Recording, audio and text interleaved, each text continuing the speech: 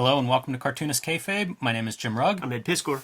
Man, is this a fun episode today, Ed, looking at Buichi Terasawa's Cobra #1. Before we open that one up, speaking of manga, you can find Ed at the end of November in Tokyo at the Tokyo Comic-Con, tabling with Jeff Darrow the last weekend in November, so be sure and stop by there. That should be an amazing comics event. Very jealous of that, but look forward to coverage on the channel, Ed, when you get back. I want you there, man. This channel is brought to you by the comics that we make. Ed Piscor's Red Room, The Antisocial Network, and Red Room Trigger Warnings are both out and available now. These collect 4 complete short stories in the Red Room universe. They are self-contained and can be read in any order, so whichever volume you encounter first is the perfect place to start. My latest comics, Hulk Grand Design Monster Madness. The comic books are out and available now, retelling the 60-year history of the Incredible Hulk. The collected oversized Treasury Edition will be in stores in early 2023. If you want a copy of that, make sure and let your store know to pre-order one so Marvel knows how many to print. Street Angel Deadliest Girl Alive, back in print from Image Comics. 8 complete full-color stories of the homeless ninja on a skateboarder. Perfect for this upcoming Christmas season. But we are here to talk some early manga imprints. Yes. 1990 for Cobra, English adaptation by Marv Wolfman. There's popular manga about, popular anime about Cobra out there. And this is a doozy. Yeah. Viz Comics brings this out, and I don't know if you can see it on screen or not, but this is kind of a deluxe edition. It's a square bound, I don't know if that's 48 or 64 pages, but like a matte finish. Like, just feeling this, it feels different than your average comics. I feel like the design of the cover is pretty sharp for a 1990 edition. And they ran six issues of this, 6 or 12 issues of this came out. Reads great. I had a blast with this, reading this week. Yeah, the beauty of it, in terms of the translation, is that you got a seasoned comics writer to add some spit polish to the writing. You know, like Marv Wolfman probably don't know Japanese. You get the rough translation, right, and then you massage it and you turn it into something that we know and dig. Some context for Cobra, 16 tankobon out there from 78 to 1984 or something like that. In the 50 million range for its popularity. So it is no slouch of a comic. Had a great Sega CD game called it was in America it's called the Space Adventure, but it's unmistakably Cobra because it's this. And like I said, it started in 78 and it has that aesthetic. It's an evolution of Tezuka in a lot of ways. But this dude is bringing some other he's bringing Barbarella into the mix. He's bringing Star Wars into the mix. Like all that culture stuff that's out there in the culture. Like this dude's bringing into the story. And this feels like a second generation of Viz, the publisher, because we've looked at some stuff like their first year. They bring out My Psychic Girl, Kamui, Area 88, and Xenon, I believe, are their first 4 series. And they're like regular comic books, except they're bi-weekly, but they're kind of like a regular standard comic book saddle stitch. These are higher production values, a little bit thicker, a monthly schedule. So Viz is continuing to evolve in terms of like trying to figure out this market and the direct market and all of that. I actually brought along another Viz comic of his. I think these are the 2 that they publish in this format by Terasawa. Midnight Eye #1, another one of his characters, and this one, early computer coloring. So that's kind of the interesting wrinkle on this. And it's a PI. Mm-hmm. So, you know, you see him doing genre is what you see here. You know, the sci-fi space pirate stuff, the Private Eye, very sexy, both of these, and the presentation of both of these. Yeah. And just for more context, Cobra is his first series, and I don't even think he did one-shots and shit before. Like, I think he did a Cobra story, and then it manifests into something bigger that he was able to kind of build on top of. And his arm gun here, Psycho Gun. Yeah. Well, let's dive into this, because it's pretty fun comics. And, you know, that aesthetic of, like, space battleship Yamamoto or whatever, like, it's absolutely that era of aesthetic in terms of manga. I was looking at this and thinking aesthetically. So if you cover up his Cobra's face, I mean, this could be something Wildstorm is publishing. Very heroic poses, a lot of rendering on like almost a metallic surface on this sidekick of his, this tattoo and sexy woman in the background. it's the cartoony face to me that brings up, you mentioned Tezuka's lineage, but overall, like, I can see why Viz might look around and say this could work in 1990. Yeah. Yeah, it's real fascinating. As we continue with this channel, like, I'm thinking, fuck, I have connections at Viz. Like, we need to start getting some of that stuff on the record, some of those kinds of interviews and stuff. Whether the audience supports it or not, it's literally irrelevant because it's important for the history. Comics publisher in America. Absolutely, man. Because the choices that they made, and when I go out there, there is a woman, Sheena Ishimori, I think is her name, and she's a translator. Like she's translated so much of this stuff. She is very well schooled in like Viz's history here in America. Like I'm gonna pull her coat and see if I could get her on the record, because it's so calculated and it required years of just establishing things in this way, in the way that Americans understood and can absorb things. But it's grown into what it is now. We're like, I'm going to be able to read all of Fist of the North Star in a professional translation. I really think that's going to happen. That company is doing really well. I don't think they're not going to. Right. I don't think they've stopped and canceled books in the past, however long. Like, so I'm going to get to read that. That's the Viz that we have now. Yeah, absolutely. Story-wise, this guy wakes up and he's kind of living a mundane lifestyle, has this robot assistant, a little bit of a sci-fi setting here, and it's the weekend. His robot woke him up early, which he doesn't appreciate on a Sunday when he could sleep in. But it's check time. He's fantasizing about getting a sexy girl robot instead of this guy, but doesn't have the money for that. What he does have the money for is this TM company that's advertising on one of his video monitors. And what do? Like, kind of fantasy movies, customized to you, where you get to be the star of that. So he's going to go check that out because what else is he doing on a Sunday? It's cheap. It is. And that's a wild drawing to me. Reminds me of that 2001 Jack Kirby story where you get to be like virtual reality space hero. So pretty cool so far. And as he enters, like, look at the designs on like the, I guess, girl robots, the door girls, as he's walking in. Like that already, I think, tips you off to, we're gonna get to see some cool stuff in this in this comic. Yeah, for sure. So a lot of, like, this is a sexy series. I feel like sex is used a lot throughout this series and that sexiness quality. So he engages with, like, kind of a concierge is going to push him. What do you want to see? What do you want in your dream movie? Yeah. Your fantasy movie? And you bring up the sex stuff. This was serialized in Shonen Jump, the boys comic. Oh, interesting. We looked at an issue of Shonen Jump from like '84, and there was a episode of Cobra in there where like people were flying around on these like rocket propelled crucifixes. A lot of weird imagery in that book, man.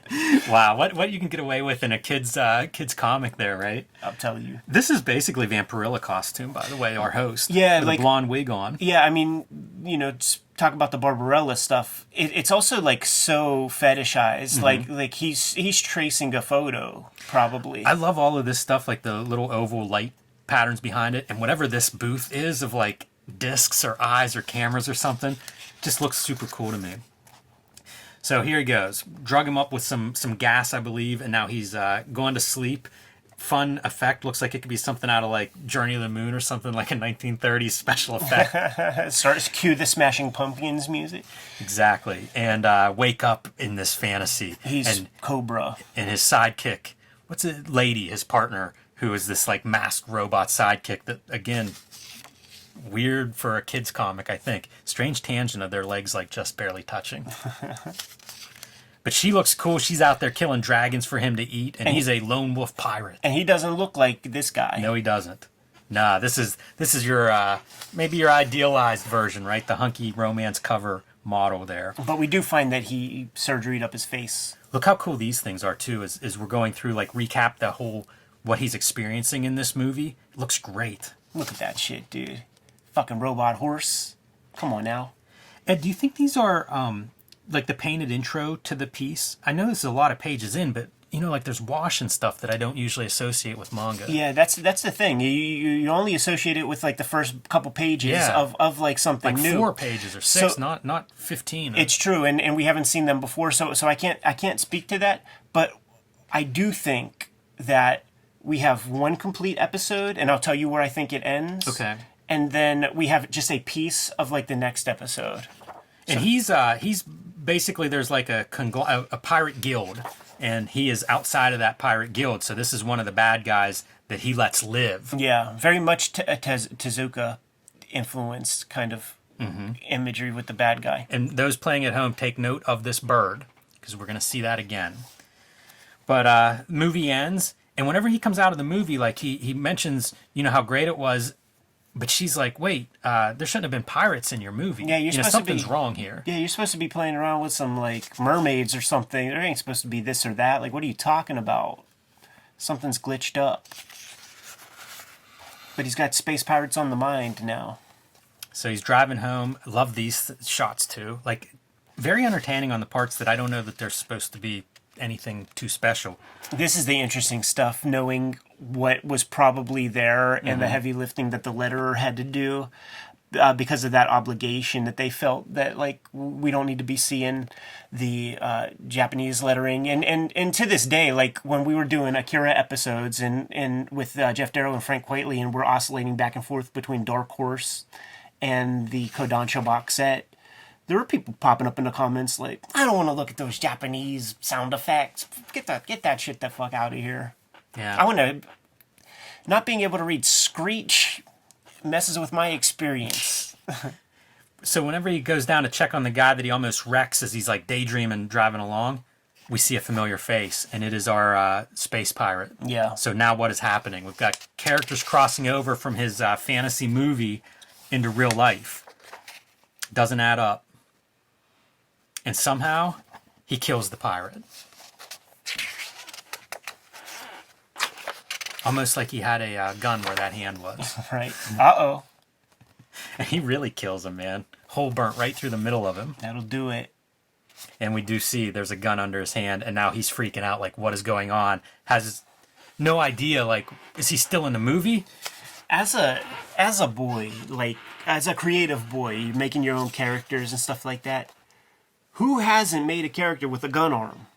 Absolutely. You know what I'm saying? Like, of course. Like, if you had to come up with, like, stereotypes of some mythical shonen jump comic, there would have to be somebody with a gun arm at some point. And this is the deal. Finds this secret chamber here whenever he twists his face on the wall, that he's starting to now remember some stuff. Oh, he's got that stogie in, too, to let you know that he's a pirate. Mm-hmm. And before they can get too deep into what's going on, some people storm his apartment. Get the classic manga action going on, a little shootout. Comes up pretty good. How about this for our another great pirate character showing up?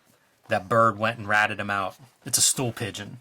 Look at that skull in the spacesuit. Yeah. How good is that? And she got that missing eye, which is uncanny. Love it all. I am in love with this spread. Look, you still have this kind of weird gray reprints. Yeah, there's a wash to it, for sure.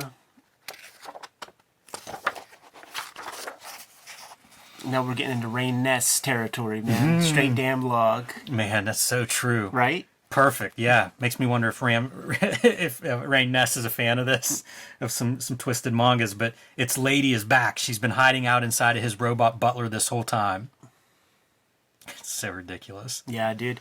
It does have the energy of being spontaneous in a way. It doesn't feel so planned. No, it doesn't. And also, like, it's not wasting any time. Right, like, right. we're 30 pages in, and a lot has happened, and a lot of action has happened. A bunch of cool character designs have crossed our eyes. And it's all readable, too. It's like the exposition is chill. How about this for an effect? That's got to be white painted on top of that wash. Yeah, I think so. There's a lot of that kind of stuff where it's almost like manga, you know, how you making all these pages in a short deadline, but still make them look interesting. And so, like, you see just these little, I don't know, decorative almost backgrounds, but it's a way to keep everything looking good and moving forward if you're the guy creating it. It's making me think that Zipatone screens out there. I don't know that they really used them in the 70s. I'm gonna keep my eyes peeled, but I don't think I recall seeing anything with zips. Well, here we go. Let's go from the washes, and now we are going to our straight line art. Yeah. So that confuses me a lot because I've never seen an intro. Okay, and this is the last page, by the way. Like, this is the last page of this first chunk.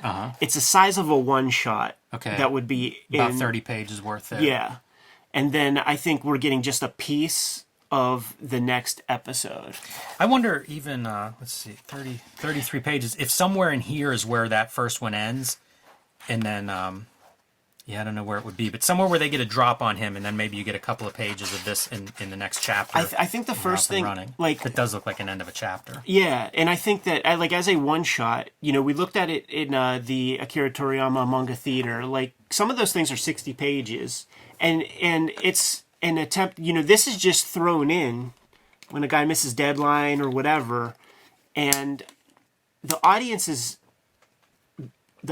gambling. The audience is choosing thumbs up, thumbs down. This thing really hit because this artwork feels evolved. It feels stronger. The ink is way tighter. The first piece is doujinshi, man. That's interesting. I wonder how much of that happens, where like the guy kind of makes his own comic and then gets to talk to an editor, and it's like, here are completed pages. I mean, once we get off this stream and everything, we're going to debrief that shoot interview. How much, like this feels so in line with stuff like Star Wars. Like I can see why Viz would think bring this over here. Totally. But also like it would have been contemporary of those kinds of things. Yeah, in the 70s, absolutely. Like that's the inspiration. And this feels much more like Tezuka that you mentioned early on. But it's literally the Walrus Man, Dr. Evazone or whatever his name is from like the Cantina scene. Like I have the death sentence on 7 systems, whatever the fuck. Like that's what that scene is. Good storytelling here is one of these guys charges our hero, who just trips him, falls on his own I don't know if that's a knife or a sword kind of in between, but kills him. It's like sticking through his chest. And now when his buddies decide that's it, we're gonna get our revenge. Here comes Barbarella. Yes, the bounty hunter that shows up and takes out these guys. She's excited to collect that bounty. How cool, even the creature that she rides on. Feels like Mobius even. That's the thing with this series is like there aren't dull pages. No. The guy's coming up with all kinds of fun stuff. This is weird though. Gotta junk that bike, but he's gonna carry it around. Listen, man, working on the lats. And so his memory, what we've learned in this issue is he was Cobra. It just got to be too much for him. Changes his face, fakes his own death, but now he's back. He was bored with that mundane life after a couple of years, and he comes and visits his own tombstone, and he's followed by our bounty hunter. Yeah, and she's putting two and two together. Are we at that part, like, where she dispatched some guys? Yeah, she's dispatched them. They talk shop a little, and now she trails him here, and she's like, Cobra died here 3 years ago. Yeah, because what happens when they dispatch the guys, she realizes there's like an extra bullet wound in one of the bad guys, and she has no idea. She knows she only shot once. And then she putting two together. There's only one other guy who could be that quick a shot, and it's got to be Cobra. See, that's how these shonen comics work. And Frederick Schott in the manga book, he has a whole chapter where he talks about like it could be anything, cooking, golf, whatever. But like those comics, the stuff that those kids respond to is like somebody who is the best at what they don't want second best. They're not looking for hero's journey at that level of like, somebody who doesn't overcome the adversity. You got to be the badass. Yeah, I have to bite my tongue for stories I'm working on that follow that. But yes, I love that stuff. I think that's such a cool piece of manga and of a lot of this manga that we read here. But here's her part where she's putting that together, and she figures out like, maybe you had your face changed. And just as she's about to maybe figure out like this guy could be worth a lot with a bullet in him as a bounty hunter, we get another cool looking character that shows up. These bad guys are tracking her, and now here we go. Unlikely alliance, right? We're gonna have to. Can't have Cobra. Can't let her die, right? Yeah, and then you find out she's like Ikuza or whatever. Yes, rips off the back of her outfit to reveal her true identity as well. So you see the parallel storytelling too, where it's two characters that are slightly pretending to be something else. Yeah. And then ad for Hirobi, I guess you call it, man, with Len Wein doing the adaptation, which is so funny because you can never have Len and you can't have Marv Wolfman without Len Wein being somewhere close, and vice versa. So those guys are cashing some Viz checks. Look at that badass motherfucker, dude. I love that Viz would do this too in all the back of their books, is you get your bio of the artist that we're looking at. How else are we going to learn about this guy? Hip us to these guys, man. Absolutely.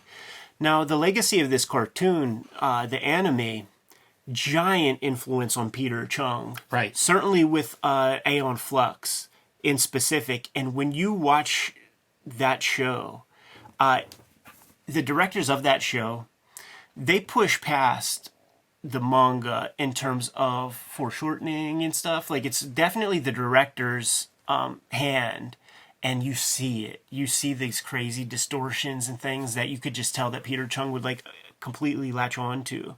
So it's not really the manga so much as the anime. But this was a great issue. Oh, so fun. Highly recommend to anybody unfamiliar with it to check it out. And, you know, for that matter, I'm asking everybody watching this video who likes it, pump up these numbers, share this video, because I'd like to cover Midnight Eye #1. Let's look at some more of his work, and let us know that you're into this. I like this track we're going down, man. Let's do some Crying Freemans. Oh, yeah. You know what I'm saying? That'll pull some numbers. Let's do Hotel Harbor View, the bullet sequence. I have that one pulled, so it won't be hard. Good to go, Jim? I am. Kayfabers, like, follow, subscribe to the YouTube channel. Hit the bell. We'll notify you when new vids are available. Jimmy, tell the people what's out there. Hulk Grand Design Monster Madness is in comic shops now. This is a retelling of the 60-year history of the Incredible Hulk. The collection will be in comic shops in early 2023 in a beautiful oversized Treasury edition, but you got to pre-order that one now to make sure Marvel prints a copy for you. Street Angel Deadly Squirrel Live from Image Comics, back in print after almost a year. 8 complete stories of the homeless ninja on a skateboard. You will want to read this if you haven't already, and you can join me on patreon.com/JimRugg, where you can see lots more of my comics and art. Red Room Trigger Warnings, Red Room The Antisocial Network Trade Paperbacks, Murder on the Dark Web for Fun and Profit is the name of the game. Each of these volumes has 4 completely self-contained stories in each, plus about 70 pages of additional material, new artwork made exclusively for the books, things like that. And I'm serializing new Red Room comics on my Patreon. All of this material and the new stuff is up there every Tuesday. Put up something extra, and $3 for the archive. So it's at this point less than a penny a page of comics. Hit up my link tree in the description below this video to get to those destinations. And I'm going to be at the Tokyo Comic Con in November, the very last weekend of November, sharing a table with Jeff Darrow. We've been comparing notes and things like that ahead of time, so can't wait to meet you. Looking forward to it. It's 3 years since they had a convention out there in Tokyo, and they are stoked to get the show on the road, man. So gonna be fun. Jimmy, what else do we have out there, man? Subscribe to the Cartoonist Kayfabe newsletter at the links below this video. You can also find t-shirts, hats, mugs, and other merchandise at our spread shop at the links below this video. It's another great way to support the Cartoonist Kayfabe channel. Given those marching orders, Jimmy, we'll be on our way. Read more manga.